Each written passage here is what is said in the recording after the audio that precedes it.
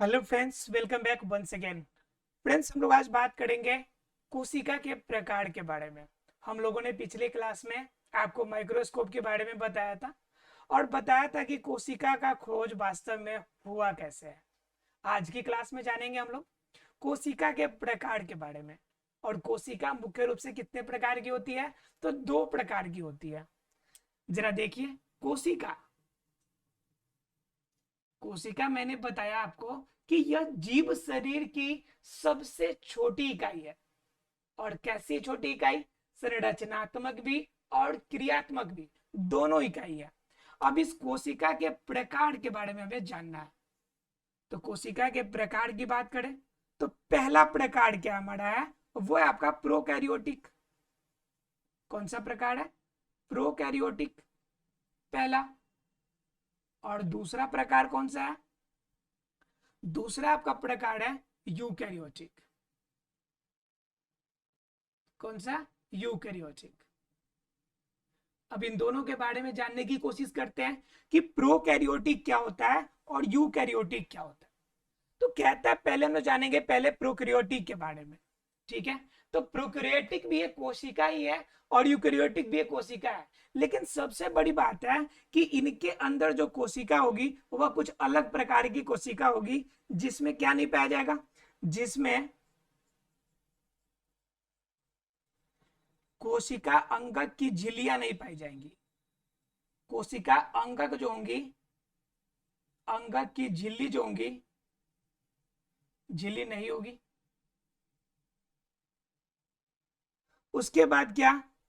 इसके अंदर डीएनए की मात्रा जो होंगी, डीएनए दो कड़ी के रूप में रहेगी, द्विकुंडलित नहीं रहेगी, दो कड़ी के रूप में मिल सकती है, मिल सकती है। तीसरा नंबर बात जो इंपॉर्टेंट है कि इसके अंदर क्या होगा कि स्पष्ट रूप से हमें केंद्रक नहीं दिखेगा। जो सेंटर वाला पार्ट है, केंद्रक वाला पार्ट, इसके अंदर हमें दिखेगा नहीं, यानी कि स्पष्ट केंद्रक का अभाव होता है। स्पष्ट किसका अभाव होता है? केंद्रक का अभाव। मतलब कि इसके अंदर केंद्रक होगा ही नहीं स्पष्ट रूप से। मान लीजिए कि ये झिल्ली है और झिल्ली के अंदर कुछ है मटेरियल, तो अब हम कहते हैं कि एक केंद्रक है जी। मान लीजिए कि ये झिल्ली के अंदर अगर कुछ हो ही नहीं, झिल्ली सिर्फ ऐसे ही मटेरियल ऐसे हो, तो हमको क्या पता चलेगा कि कहाँ पे केंद्रक है और कहाँ पे क्या है? कुछ नहीं मालूम चलेगा। मतलब कहता है यही है कि हमें क्या करना चाहिए, हमें मालूम चले स्पष्ट रूप से कि केंद्रक कहाँ है। ऐसी संरचना इसमें नहीं पाई जाती है। इसमें आरएनए तो पाया जाता है, लेकिन 70S वाला आरएनए पाया जाता है। 17S वाला जो है, क्या मिलेगा हमें? आरएनए मिलेगा। क्लियर? उसके बाद बात कीजिएगा तो इनके पास प्रोटीन का आवरण होता है। किसका आवरण रहता है? प्रोटीन का आवरण रहता है। उसके बाद क्या? इनकी कोशिका द्रव्य बिखरी हो रहती है। कोशिका द्रव्य क्या रहती है? अस्थिर नहीं रहती है, बिखरी रहती है। और इसके अंदर क्या? सामान्यतः इसके अंतर्गत सूक्ष्मजीव आते हैं। सामान्यतः इसमें क्या आएंगे? सूक्ष्मजीव शामिल होंगे। सूक्ष्मजीव शामिल होते हैं। ठीक है। और ये क्या करते हैं कि ये सूक्ष्मजीव क्या होते हैं? जो रोगों से फैलाते हैं, रोगों को फैलाने में मदद करते हैं। अब रोगों को फैलाने में मदद कैसे नहीं करेंगे? मान लीजिए हमारे पास जो कोशिका झिल्ली है, जिनके अंदर कुछ मटेरियल आ सकती है, जा सकती है, ये बेचारे के पास कोई कॉबर्ड ही नहीं है, सिर्फ प्रोटीन का आवरण है, तो प्रोटीन का लेयर बाहर ही रह जाता है और सीधा अंदर पहुंच जाता है। उसके बाद अगर बात कीजिएगा उसके केंद्रक वाले भाग में, तो डीएनए जो गुणसूत्र बनता है, तो गुणसूत्र के अंदर हमने बताया था कि गुणसूत्र के अंदर दो चीजें होती है। एक तो होता है आपका क्या? हिस्टोन, हिस्टोन वाला प्रोटीन, और दूसरा होता है न्यूक्लियोटाइड्स। तो इसके अंदर क्या पाए जाते हैं कि इनके जो गुणसूत्र मिलेंगे, गुणसूत्र में हिस्टोन नामक प्रोटीन नहीं मिलेगा। हिस्टोन प्रोटीन का अभाव रहता है। प्रोटीन का क्या रहता है? अभाव रहता है। ठीक है। उसके बाद क्या कि इनके जो स्ट्रक्चर होंगे गुणसूत्र के अंदर, उसके अंदर जो न्यूक्लियोटाइड होगा, न्यूक्लियोटाइड के अंदर पिरामिडिन, और प्यूरिन पाया जाएगा, पिरामिडिन और प्यूरिन पाया जाएगा। अब इसमें क्या होगा, पिरामिडिन और प्यूरिन में इसमें क्या होता है कि एक थाइमिन जो होता है, थाइमिन के जगह पे इसमें यूरेसिल पाया जाएगा। सब में थाइमिन पाया जाता है, लेकिन इसमें क्या पाया जाएगा, यूरेसिल पाया जाएगा इसके आरएनए वाला में। क्लियर है, क्या मिलेगा हमें, यूरेसिल। तो ये सारी चीजें हमें क्या करनी है, याद रखनी है, किसके बारे में, प्रोकैरियोटिक के बारे में। प्रोकैरियोटिक को सीधे स्ट्रक्चर से समझिए कि ये देखिए इसके अंदर पतली सी आपकी परत होगी जो प्रोटीन की होगी, प्रोटीन की होगी। इसके अंदर आपके कोशिका अंगक तो मिलेंगे, लेकिन किसी के ऊपर झिल्ली नहीं मिलेगी। यानी क्या, कोशिका अंगक की झिल्ली नहीं, कोशिका अंगक बिना झिल्ली के, मतलब क्या कि इसके अंदर कोई झिल्ली हमें नहीं मिलेगी। क्लियर है। उसके बाद क्या, यह केंद्रक जो होगा अस्पष्ट केंद्रक नहीं होगा, अस्पष्ट केंद्रक नहीं, केंद्रक नहीं। गुणसूत्र जो होंगे दो कड़ी के रूप में हो सकते हैं, दो कड़ी के रूप में डीएनए मिलेगा हमें। मेनली इसके अंदर क्या पाए जाएंगे, आरएनए मुख्य रूप से मिलेगा। क्लियर है आप लोग को, मुख्य रूप से क्या मिलेगा, आरएनए मिलेगा। इनके गुणसूत्र जो होंगे, गुणसूत्र में क्या नहीं मिलेगा हमें, गुणसूत्र में प्रोटीन नहीं मिलेगा हमें, प्रोटीन नहीं। देखिए तो ये सभी जो स्ट्रक्चर आपको दिख रहे हैं, ये स्ट्रक्चर क्या कहलाएंगे, प्रोटीन के हैं। क्लियर है, बोलिए सभी को प्रोटीन, प्रोकैरियोटिक के बारे में क्लियर है। याद रखना है कि प्रोकैरियोटिक मतलब क्या, कि ऐसा जिसका प्रो वर्जन हो, बिल्कुल मतलब कोशिका का भी एक अलग वर्जन हो, जो सामान्य कोशिका के अंदर पाया जाता है वैसा स्ट्रक्चर इसके अंदर नहीं है, सब कुछ नया है, कुछ अलग तरीके का है। क्लियर है, तो प्रोकैरियोटिक हो गया आपका। अब जानते हैं थोड़ा सा यूकैरियोटिक के बारे में। मेनली प्रोकैरियोटिक में ज्यादा कुछ जानना नहीं होता है, इनके स्ट्रक्चर हमेशा आपको याद रखना पड़ता है, क्योंकि एग्जाम में कभी कभी पूछ देता है आपसे, तो आराम से फोटो बना के आप उसे बता सकते हैं।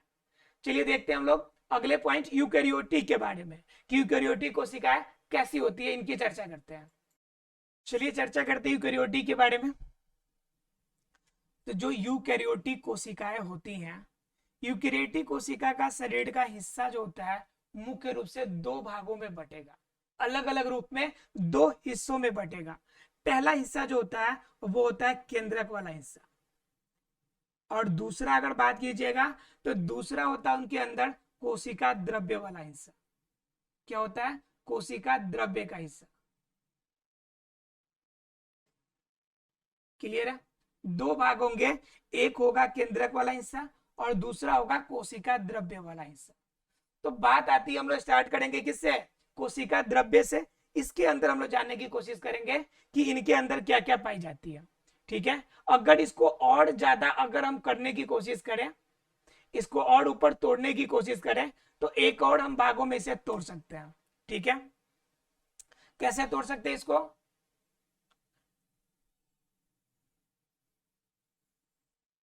एक और भागों में हम तोड़ सकते हैं इसको, कोशिका झिल्ली।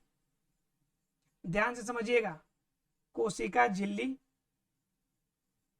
क्लियर है, देखिए अब ऐसा नहीं कि तीन भागों में हो गया, कि आपका केंद्रक और कोशिका द्रव्य दो भागों में कैसे हो गया, तो इन दोनों को अगर एक साथ मिला दीजिएगा ना, तो इन दोनों को एक साथ मिलाकर कहा जाता है जीव द्रव्य। क्या कहा जाता है, जीव द्रव्य। तो हम क्या कर सकते हैं, यूकैरियोटिक को पहले दो भागों में बांट सकते हैं, कि कोशिका झिल्ली और जीव द्रव्य में। और जीव द्रव्य को जब हम तोड़ेंगे तो एक हमें केंद्रक मिलेगा और एक क्या मिलेगा, हमें कोशिका द्रव्य मिलेगा।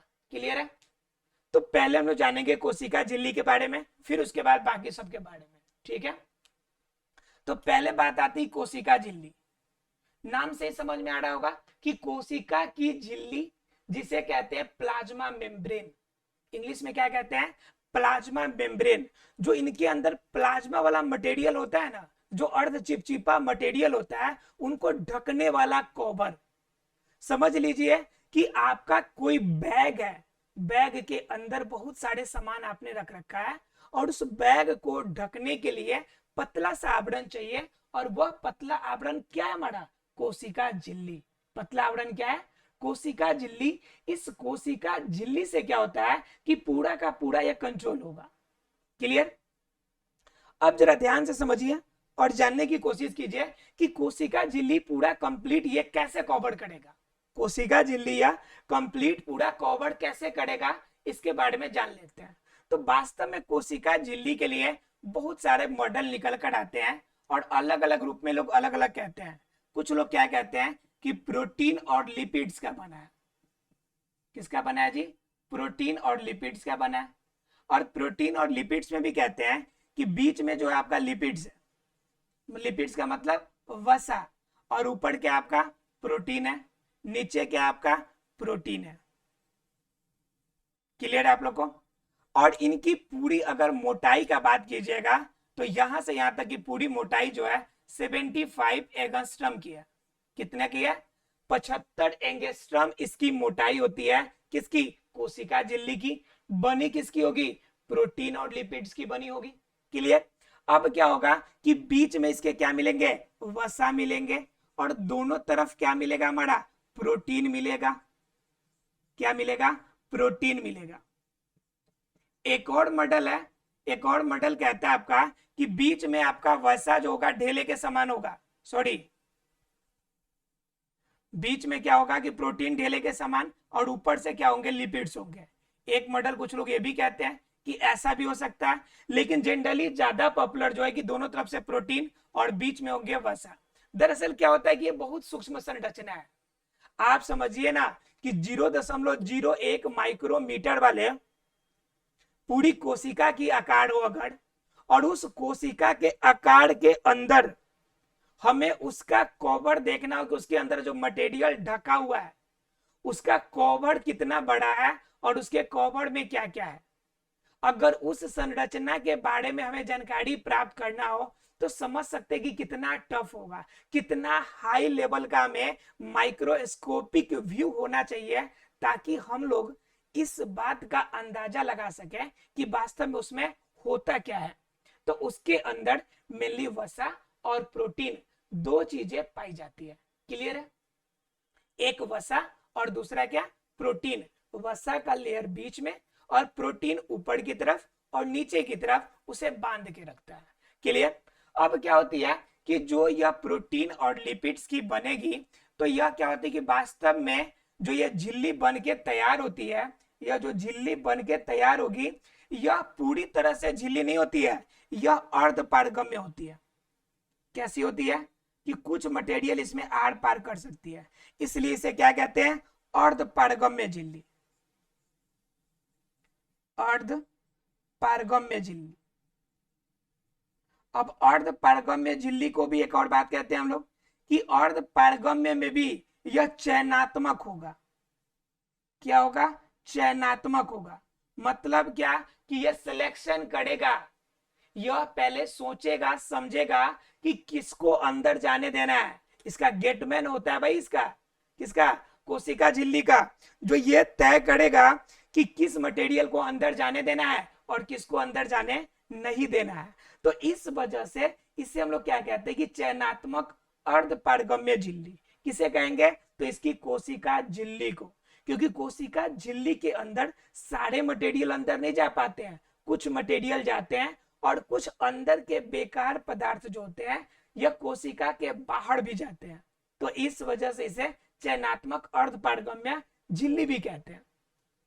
बात यह आती है कि यह झिल्ली बन के हमारी तैयार हो जाती है। अब बात आती है कि इसके अंदर, इस कोशिका झिल्ली के अंदर रचनाएं किस किस तरह की, इसके ऊपर और भी कुछ रचनाएं मिलेगी हमें क्या? तो बिल्कुल इनके अंदर रचनाएं मिलती है। तो इसके अंदर कहां मिलेगी? यह जो कोशिका झिल्ली है, कोशिका झिल्ली के ऊपर माइक्रोविलाई मिलता है हमें। क्या मिलता है हमें? माइक्रोविलाई। अब सोच रहे होंगे माइक्रोविलाई का मतलब क्या होता है? तो माइक्रोविलाई का मतलब सीधे समझो में आप समझिए कि इसके ऊपर छोटे छोटे रोम की तरह स्ट्रक्चर है। ये दिख रहा है आप लोग को? ना दिखे तो माइक्रोस्कोप से देखिएगा आप लोग। ये सब तो माइक्रोस्कोप वाला फोटो है ना, तो माइक्रोस्कोप से देखिएगा आप लोग, जूम करके माइक्रोस्कोप से, तब ना आपको दिखेगा जी। माइक्रोस्कोप वाला चीज देख रहे हैं आप, आपको अंदाजा कैसे लगेगा कि आप माइक्रोस्कोप वाला चीज देख रहे हैं? थोड़ा जूम कीजिए, और स्पेशली इस पार्ट पे लाइए और तब देखिए कि माइक्रोविलाई कैसा होता है, तो आपको समझ में आ जाएगा। तो माइक्रोविलाई क्या होते हैं, छोटे छोटे रोम के समान झिल्ली के ऊपर पतली सी परत होती है जिसे हम लोग माइक्रोविलाई कहते हैं। ये स्ट्रक्चर पहला मिलेगा हमें। दूसरा स्ट्रक्चर क्या मिलेगा कि सिलिया और फ्लैजिला, क्या मिलेगा हमें, सिलिया और फ्लैजिला। जनरली कहीं पे अगर कोई पूछता है हम लोग से तो हम लोग क्या कह देते हैं, सिलिया ही फ्लैजिला और फ्लैजिला ही सिलिया। जनरली आपसे भी कोई पूछे तो आप कह दीजिएगा कि सिलिया के सम्मिलित रूप को ही फ्लैजिला कहते हैं। और जनरली आज तक यही कहते आए होंगे कि सिलिया के सम्मिलित रूप को ही फ्लैजिला कहते हैं। लेकिन वास्तव में सिलिया और फ्लैजिला में भी डिफरेंस होता है। वास्तव में सिलिया और फ्लैजिला एक ही चीज नहीं होती है, लेकिन लगभग लगभग काम में समानता होती है। इसके वजह से हम लोग कह देते हैं कि सिलिया ही वास्तव में हमारा क्या है, फ्लैजिला है, जिसे हम लोग फ्लैजिलम भी कहते हैं। लेकिन वास्तव में ऐसा होता नहीं है। सिलिया क्या होता है, सिलिया आकार में छोटा होता है। जरा समझिए ध्यान से सिलिया और फ्लैजिला को, यहां पे समझिए। सिलिया,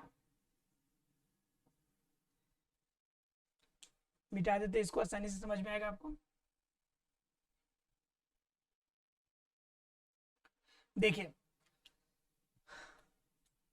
एक सिलिया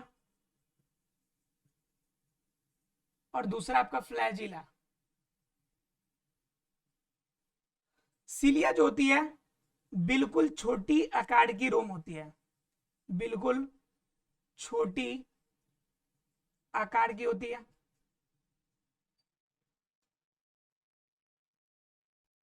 और महीन होती है। और क्या होती है, महीन भी होती है। क्लियर, पहला चीज। लेकिन ये क्या होगा, अपेक्षाकृत लंबा होगा, अपेक्षाकृत लंबा होगा और मोटा होगा।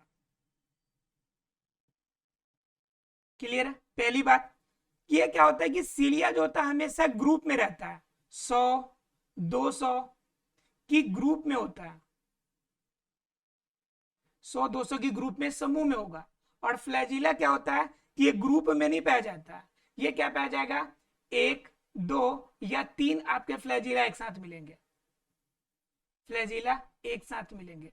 जनरली इसका काम क्या होता है, सिलिया का जो एक कोशिकीय जीव होते हैं उनमें प्रचलन अंग का काम करता है, या फिर भोजन के छोटे कण जो होते हैं उनको अंदर लेने में मदद करता है। आपने देखा होगा कि अमीबा के अंदर जब भोजन को ग्रहण करना होता है तो उस कंडीशन में फ्लैजिला इसका काम करता है, मोटा होता है, पानी में तैरते रहता है और आपका अंदर खींच लेता है। फिर आपने देखा होगा पैरामीशियम में, पैरामीशियम का आकार चप्पल के आकार का होता है, उसके बाहर भी आपको क्या दिखेगा, सिलिया दिखेगा। तो सिलिया और फ्लैजिला में थोड़ा सा डिफरेंस है, लगभग लगभग काम क्या होते हैं दोनों में एक समान ही होते हैं। क्लियर है।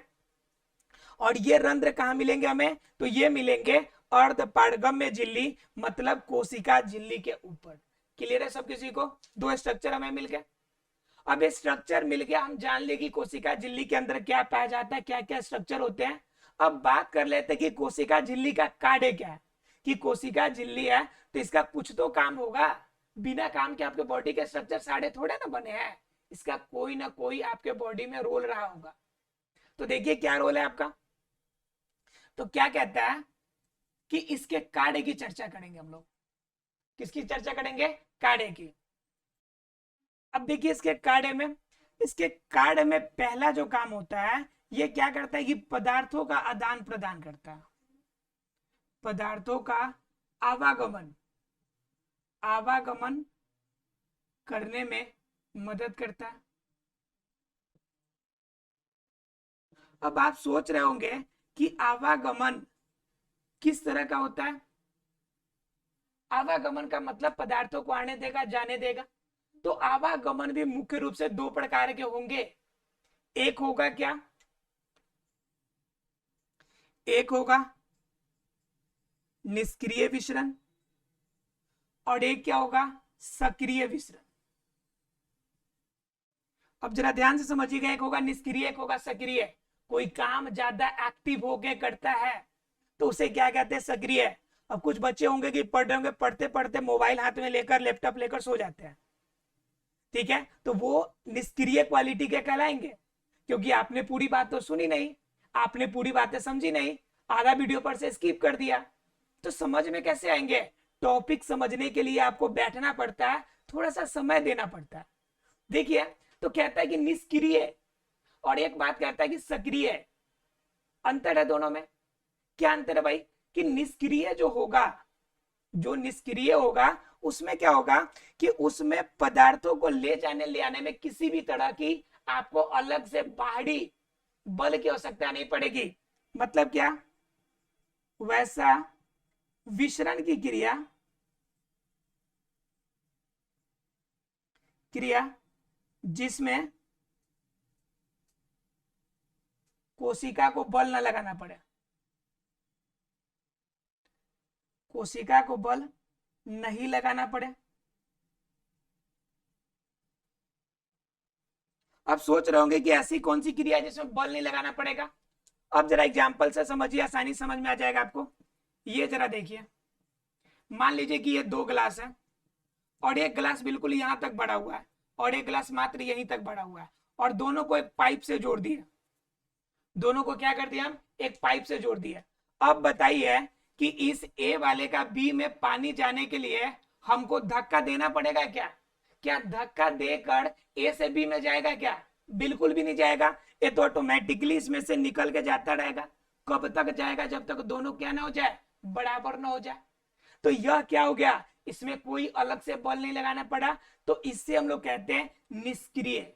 क्या कहते हैं? विसरण। निष्क्रिय विसरण, यानी कि विसरण की वैसी प्रक्रिया जिसमें पदार्थों को घुल मिलकर एक जगह से दूसरे जगह तक जाने के लिए अलग से कोई प्रेशर, अलग से कोई पंप या बल न लगाना पड़े, तो उससे हम लोग क्या कहेंगे? निष्क्रिय। उसे कहेंगे निष्क्रिय विसरण। तो निष्क्रिय विसरण क्या हो गया हमारा? कि निष्क्रिय विसरण हो गया कि बिना प्रेशर का चला जाए। राइट, पहला केस निष्क्रिय विसरण। दूसरा होता है आपका सक्रिय विसरण। दूसरा क्या होता है आपका? सक्रिय विसरण। तो सक्रिय वाला में क्या होता है कि हमें पंप करना पड़ता है। क्या करना पड़ता है? पंप करना पड़ता है। मतलब क्या? कोशिका कोशिका पदार्थों के आदान प्रदान करने के लिए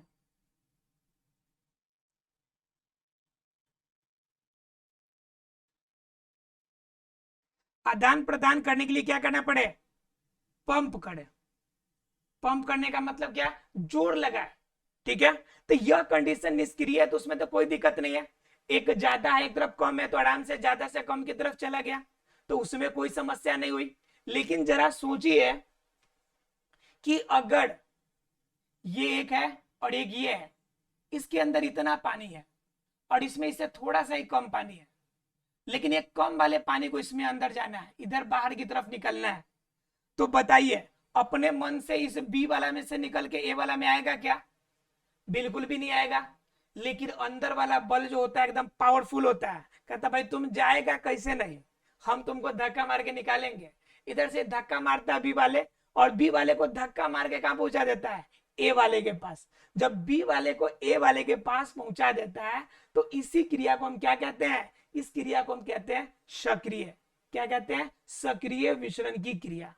राइट, क्लियर आप लोग को? यानी सक्रिय विसरण और निष्क्रिय विसरण दोनों क्लियर हो गया आप लोग को? अब क्या हो गया कि मुख्य रूप से इसका पहला काम तो ये हो गया कि पदार्थों का आवागमन करेगा। आवागमन 2 तरीके का, निष्क्रिय और सक्रिय। दूसरा काम क्या करेगा? दूसरा काम है कि कोशिका का आकार देगा। कोशिका का क्या देगा भाई? आकार देगा। मतलब कोशिका का आकार निश्चित करेगा। जितना दूर तक कोशिका झिल्ली फैला है उतना बड़ा कोशिका, जितना कोशिका झिल्ली संकुचित है उतनी छोटी कोशिका। तो कोशिका का आकार हमें कौन बताएगा? तो ये बताएगा कोशिका झिल्ली। यानी कोशिका का आकार का निर्धारण किसके द्वारा? तो कोशिका झिल्ली के द्वारा। क्लियर है? तीसरा काम, कोशिका को बाहरी सुरक्षा देता है। कोशिका को बाहरी सुरक्षा देता है। अब जरा सोचिए कि यह बाहर से अगर मान लीजिए कोशिका पर कोई अटैक होता है, तो कोशिका का सबसे बाहरी कौन है? कोशिका झिल्ली है। अटैक का सामना कौन करेगा? कोशिका झिल्ली। बाहर से कोई मारेगा, 2-4 मुक्का, 2-4 फैट मारेगा, तो चोट पहले किसको लगेगी? कोशिका झिल्ली को। तो कोशिका झिल्ली बाहर से पिटाई सहेगा लेकिन अंदर वाले को सुरक्षित रखेगा। मतलब क्या? कोशिका को बाहरी रूप में सुरक्षा देने वाला जो चीजें है वो कौन सा है? कोशिका झिल्ली बाहरी सुरक्षा देगा। तो इस तरह से हमारे कितने कार्य हो गए? 3। पदार्थों की आवागमन करेगा सक्रिय और निष्क्रिय रूप में।